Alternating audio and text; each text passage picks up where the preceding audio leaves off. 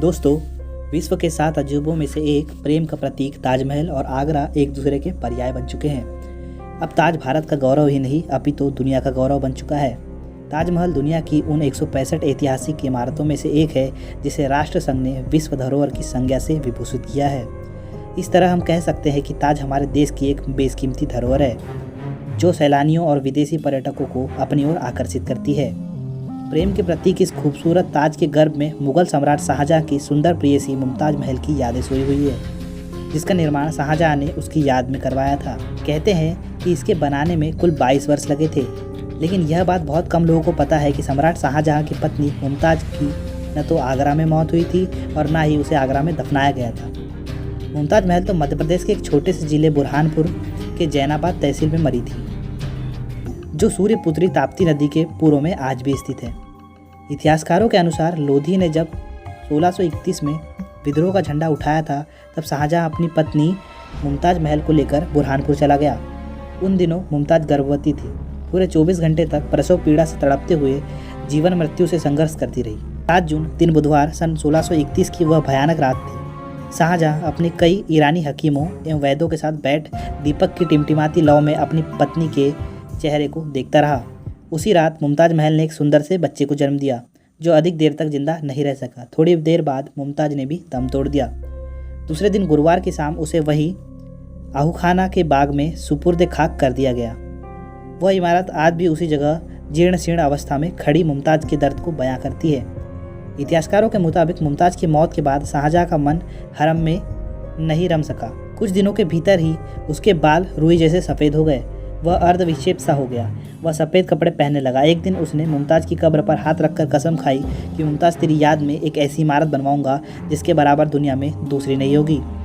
बताते हैं कि शाहजहां की इच्छा थी कि वे ताप्ती नदी के तट पर ही मुमताज की स्मृति में एक भव्य इमारत बने, जिसकी सारी दुनिया की जैसी दुनिया में कोई दूसरी इमारत ना हो।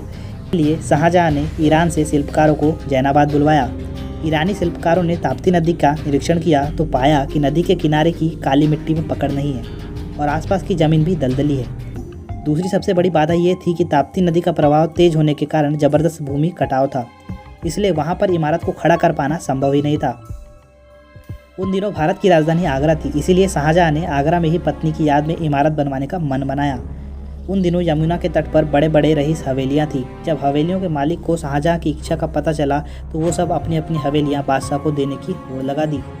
इतिहास में इस बात का पता चला कि सम्राट शाहजहां को राजा जयसिंह की अजमेर वाली हवेली पसंद आ गई।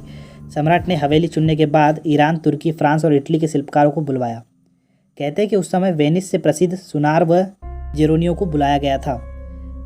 शिराज से उस्ताद ईसा आबदी भी आए, जिन्होंने ताजमहल की रूपरेखा तैयार की थी। उसी के अनुरूप कब्र की जगह को तय किया गया। 22 साल के बाद जब प्रेम का प्रतीक ताजमहल बनकर तैयार हो गया तो उसमें मुमताज महल के शव को पुनः दफनाने की प्रक्रिया शुरू हुई।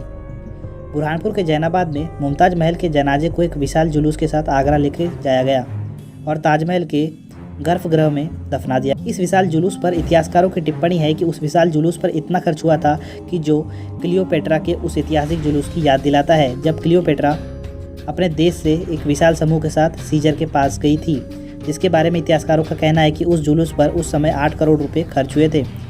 ताज के निर्माण के दौरान ही शाहजहां के बेटे औरंगजेब ने उन्हें कैद करके पास के लाल किले में रख दिया था, जहां से शाहजहां एक खिड़की से निर्माणाधीन ताजमहल को 24 घंटे देखते रहते थे। कहते हैं कि जब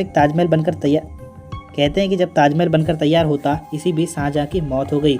मौत से पहले शाहजहां ने इच्छा जाहिर की थी कि उसकी मौत के बाद उसे यमुना नदी के दूसरे छोर पर काले पत्थर से बनी एक भव्य इमारत में दफन कर दिया जाए और दोनों इमारतों को एक पुल से जोड़ दिया जाए। लेकिन उसके पुत्र औरंगजेब ने अपने पिता की इच्छा पूरी करने की बजाय सफ़ेद संगमरमर की उसी भव्य इमारत में उसी जगह दफना दिया जहाँ पर उसकी माँ यानी मुमताज महल चित्रम निद्रा में सोई हुई थी।